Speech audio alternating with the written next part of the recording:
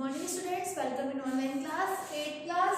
Today we will read SST Geography chapter 5 Industries. Okay, and in previous class we also read about industries. Okay, now today we will discuss about factors affecting location of industries, industrial system and industrial regions. Okay,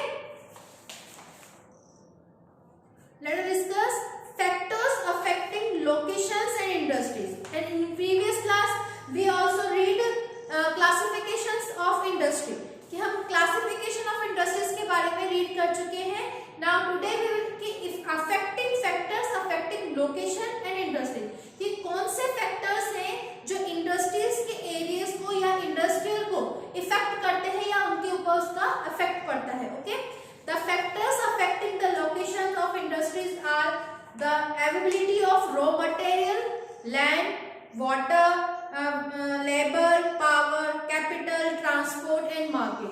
कि हमारे यहाँ पे जो उद्योग जो है उनको प्रभावित करने वाले जो इफेक्ट करने वाले जो फैक्टर्स हैं वो है जैसे कि यहाँ पे लैंड होना है, रॉ मटेरियल कच्चा माल होना है, जल है, पानी है. कि अगर हमें एक इंडस्ट्री को चलाना है तो उसके लिए हमें किन किन की आवश्यकता होती है. तो यहाँ पे उसके लिए हमें रॉ मटेरियल की आवश्यकता है, लैंड की है रिक्वायरमेंट है, वाटर रिक्वायरमेंट है, लेबर है, ट्रांसपोर्ट है, मार्केट है. कि अगर कोई कच्चा माल नहीं होगा तो वो मटेरियल आगे सेकेंडरी उसमें एक्टिविटीज में कन्वर्ट नहीं कर पाएंगे. तो अगर सेकेंडरी एक्टिविटीज होने के बाद में उसको टर्शियरी एक्टिविटीज में कैसे कन्वर्ट करेंगे. तो ये सभी चीजें इसको इफेक्ट करती हैं. Industries are situated where some or the all of these factors are easily available. कि हम इन इंडस्ट्रीज को वहां पे लगा सकते हैं जहां पे हमें हर चीज इजीली अवेलेबल हो सके, कि हमें वो चीजें आसानी से मिल सके जिससे हमें कोई परेशानी उपलब्ध या ना परेशानी हमें ना हो. Sometimes the government provide incentives like subsidized power, lower transport costs and other infrastructures so that industries may be located in backward areas.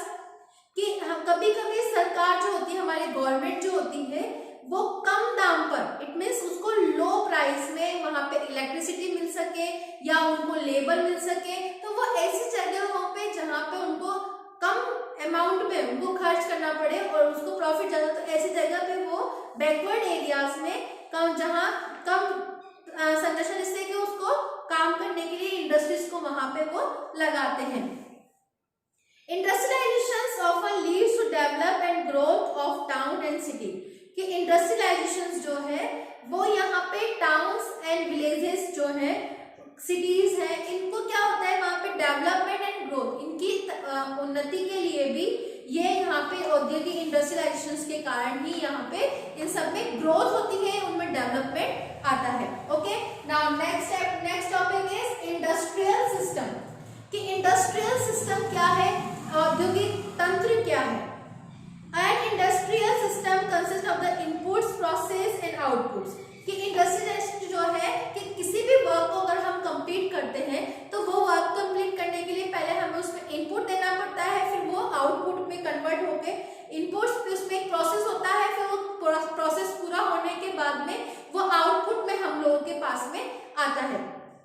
जैसे मैंने आपको पढ़ाया, आपको समझ में आया तो आपने उसको नोटबुक में उसको रिटर्न फॉर्म में लिखा, लेकिन जो होमवर्क जो मैंने उसमें आपको दिया तो वो एक आउटपुट के रूप में हम लोगों कि आपको उस चैप्टर के बारे में कितना समझ में आया, जितना मैंने समझाया, या फिर उसमें आपके और इंटरेस्ट उसके अंदर, जैसे कि आपने किसी चैप्टर को तो आप उसमें और अच्छी बातें उसमें ऐड कर सकते हैं. The inputs are the raw material, labour and cost of land, transport, power and other infrastructures. कि इनपुट्स जो क्या है, जैसे कि रॉ मटेरियल है, लैंड है, वाटर है, या फिर लेबर है, या फिर कॉस्ट ऑफ लैंड, की उस जगह की लैंड की कॉस्ट है, प्राइस है. तो ये सभी चीजें क्या है, ये इनपुट है कि उसको हम पहले अपना दे रहे हैं, फिर वो एक प्रोसेस के द्वारा फिर वो आउटपुट हम लोगों के समक्ष आएगा. The output are the end product and income earn from it. और आउटपुट क्या है कि वो प्रोडक्ट कंप्लीट हो जाएगा और उससे आप उससे अर्न करते हो, पैसे कमाते हो. In case of the cotton, human labour, factories and transport cost. कि अगर हम इनके टेक्सटाइल इंडस्ट्रीज में अगर हम देखें तो जो इनपुट है वो रॉ मटेरियल है, कच्चा माल जिसको कहते हैं, लेबर है, ह्यूमन लेबर है, फैक्ट्रीज है और ट्रांसपोर्ट कोस्ट जो ट्रांसपोर्ट उसको लाने ले जाने में जिसमें जितना पैसा मनी इन्वेस्ट होती है वो सब क्या है, इनपुट है। The process including ginning, spinning, weaving, dyeing and printing. अब प्रोसेसिंग क्या है कि उस कॉटन से हमें थ्रेड बनाना, उस पर वीविंग करना, उससे डाइंग करना, फिर क्लॉथ बनाना, फिर उस पर शर्ट वगैरह बनाना, तो वो क्या है, प्रोसेस है। लेकिन जो शर्ट बन के हम लोगों के सामने आती है, जो मार्केट में आके आप उसको परचेस करते हो, तो वो क्या है, वो आउटपुट है। Okay, understood. Now next topic is industrial region. कि इंडस्ट्रियल रीजन्स क्या है, क्षेत्र कौन कौन से, प्रदेश कौन कौन से। Industrial region embrace when a number of industries located close to each other and share the benefits of their closeness।